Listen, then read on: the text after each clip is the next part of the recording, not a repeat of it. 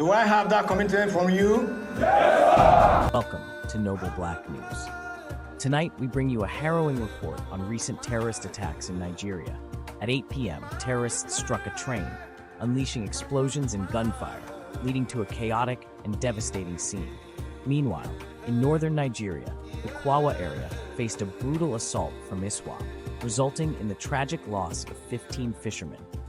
These incidents underscore the growing threat and relentless nature of terrorism in the region, thrusting communities into fear and uncertainty.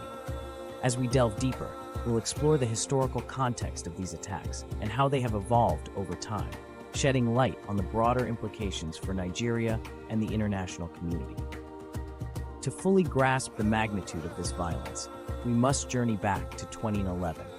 On August 26, Boko Haram detonated a bomb at the United Nations building in Abuja, killing at least 21 people. This marked a turning point, thrusting Boko Haram into the international spotlight.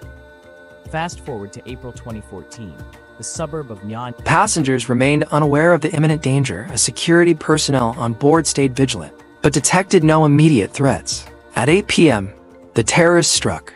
Explosions rocked the train, which was then derailed, and gunfire erupted as the attackers launched their assault. In the unforgiving landscape of northern Nigeria, terror struck once again as the Islamic State West Africa Province ISWAP unleashed a deadly assault in the Kwawa area. The serene routine of local fishermen was shattered by the onslaught of violence, leaving 15 men dead, their bodies a grim testament to the brutal realities of life under the shadow of insurgency. To fully grasp the magnitude of this violence, we must journey back to 2011 when the seeds of today's chaos were first sown. On August 26, 2011, a seismic event rocked Nigeria's capital, Abuja, as Boko Haram detonated a bomb at the United Nations building. This attack, which claimed at least 21 lives and injured more than 60, marked a turning point, thrusting Boko Haram into the international spotlight. The group's newfound boldness was a harbinger of the terror to come. We condemn this terrible act utterly. A number of people are dead, and many more are wounded. The bombing of the UN building was just the beginning. A city previously thought to be insulated from such violence found itself under siege. In April 2014, the suburb of Nyanya became the target of another devastating bombing. A blast at a bustling bus station killed over 70 people and left many more injured. This attack underscored Boko Haram's evolving tactics and their ability to strike at the heart of Nigeria, far from their northeastern stronghold. Despite the growing threat, Nigeria's efforts to bolster its military capabilities were fraught with challenges. Attempts to procure advanced weaponry from Western nations were frequently stymied, leaving Nigeria vulnerable and struggling to equip its military adequately, while facing international pressure against purchasing arms from alternative sources. The consequences of these procurement challenges were dire. Boko Haram and later ISWAP capitalized on Nigeria's weakened state, seizing control of numerous communities in the north. The Nigerian military, hamstringed by a lack of adequate resources, struggled to mount an effective counteroffensive. The resulting instability led to widespread displacement, with countless Nigerians forced to flee their homes, leaving behind their lives and livelihoods. Part of the problem was that you weren't allowed to buy helicopters in our country, and now you are. I worked that out so that now you can buy the helicopters that you want. They weren't allowed to buy the helicopters in our country for various reasons, which frankly were not good reasons, but now they get them, and they get them very quickly. And they are the best helicopters anywhere in the world. A pivotal moment came in April 2018 when then President of the United States Donald Trump extended an invitation to Nigerian President Muhammadu Buhari to visit Washington. We're also helping our Nigerian partners by facilitating intelligence cooperation and providing training and military equipment to Nigerian forces. For example, we recently sold Nigeria 12 A-9 Super Tucano aircraft. It's a great aircraft and the first ever sale of American military equipment to Nigeria. These new aircraft will improve Nigeria's ability to target terrorists and protect civilians. Finally, we're deeply concerned by religious violence in Nigeria, including the burning of churches and the killing and persecution of Christians. It's a horrible story. We encourage Nigeria and the federal, state, and local leaders to do everything in their power to immediately secure the affected communities and to protect innocent civilians of all faiths, including Muslims and Christians. Nigeria 12 A-9 Super Tucano aircraft. It's a great aircraft and the first ever sale of American military equipment to Nigeria. These new aircraft will improve Nigeria's ability to target terrorists and protect civilians. Finally, we're deeply concerned by religious violence in Nigeria, including the burning of churches and the killing and persecution of Christians. It's a horrible story. We encourage Nigeria and the federal, state, and local leaders to do everything in their power to immediately secure the affected communities and to protect innocent civilians of all faiths, including Muslims and Christians. The arrival of the 829 Super Tucano attack helicopters heralded a new phase in Nigeria's counter-terrorism efforts. These highly mobile and versatile aircraft provided the Nigerian military with enhanced capabilities, enabling more effective airstrikes, surveillance, and close air support missions.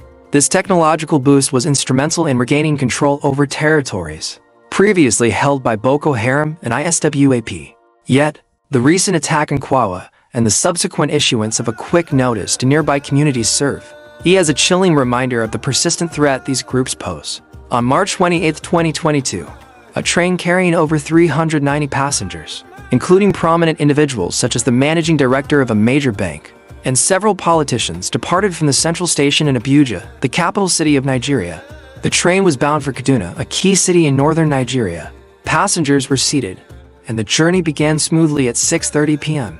The train continued its journey towards Kaduna as passengers settled in, engaging in various activities such as reading, conversing, and using electronic devices. The atmosphere was calm and routine.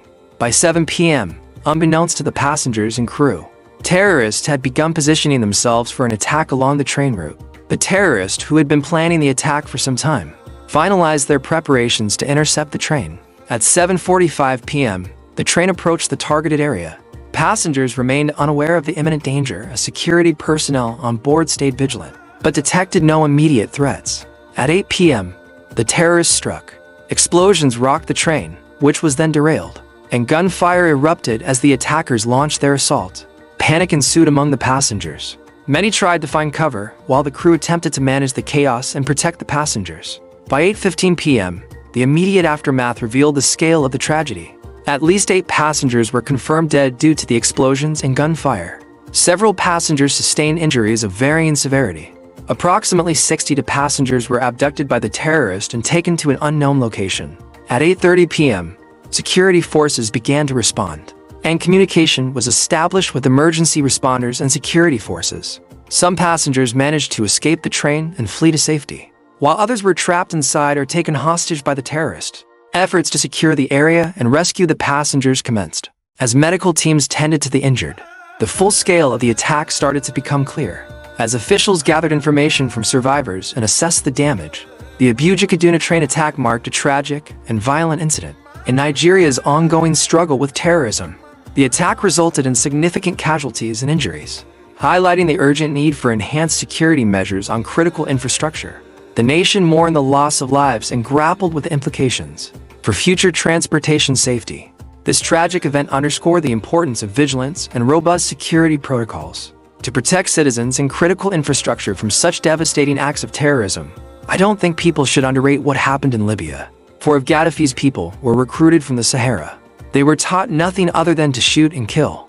With the demise of Gaddafi, they moved to their countries and regions, and they carried away with them the only experience they had: training and using weapons. That's what is aggravating the situation. This summer, it was my honor to meet with 2 brave young women, Joy Bishara and Lydia Pogo, who were kidnapped by Boko Haram in April 2014 at the secondary school in Nigeria. I was deeply moved by their inspiring stories of courage, resilience, and survival. They really were 2 amazing young women. I told Joy and Lydia that the United States is committed to combating both jihadist terrorism and the scourge of human trafficking and smuggling. In the world today, there is more human trafficking than there has ever been. If you can believe this, they use the internet better than almost anybody is able to use the internet. So, think of it. In a modern world, in this world, there's more human trafficking and slavery than at any time in the history of this world. It's hard to believe. The United States is committed to working alongside Nigeria as we seek a future of strength, prosperity, and peace for both of our countries. Mr. President, thank you very much. Thank you. The Nigerian Air Force NAF has intensified its operations to dislodge bandits from their hideouts across various parts of Nigeria, reinforcing the nation's commitment to restoring peace and security. The nation's struggle against Boko Haram and ISWAP has been marked by significant challenges, including obstacles in acquiring necessary military equipment. The path ahead is fraught with challenges, But as Nigeria continues to confront the relentless specter of terrorism, the resilience and determination of its people remain unyielding. Subscribe to our YouTube channel for more updates and in-depth analysis on the latest events. Visit Washington. We're also helping our Nigerian partners by facilitating intelligence, cooperation, and providing training and military equipment to Nigerian forces. For example, we recently sold Nigeria 12 U.S. 829 Super Katana aircraft. It's a great aircraft. In the first ever sale of American military equipment to Nigeria. These new aircraft will improve Nigeria's ability to target terrorists and protect civilians. Finally, we're deeply concerned by religious violence in Nigeria, including the burning of churches and the killing and persecution of Christians. It's a horrible story. We encourage Nigeria and the federal, state, and local leaders to do everything in their power to immediately secure the affected communities and to protect innocent civilians of all faiths, including Muslims and including Christians. Muhammadu Buhari's led administration procured 49 new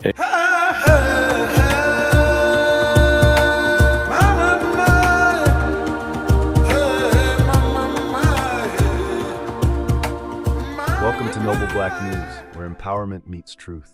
Our mission is to uplift and empower the Black community. We stand for truth, integrity, and representation. Our stories are your stories, told with pride and passion. Join us as we celebrate our heritage and our future. Together, we are stronger, louder, and more united. Noble Black News is your voice, your platform, your news. We bring you the stories that matter, with integrity and heart. Our commitment is to the truth, no matter the cost. We highlight the achievements and struggles of our community. Every story we tell is a step towards empowerment. We are more than news. We are a movement. Join us in making a difference, one story at a time. Together, we can change the narrative. Noble Black News,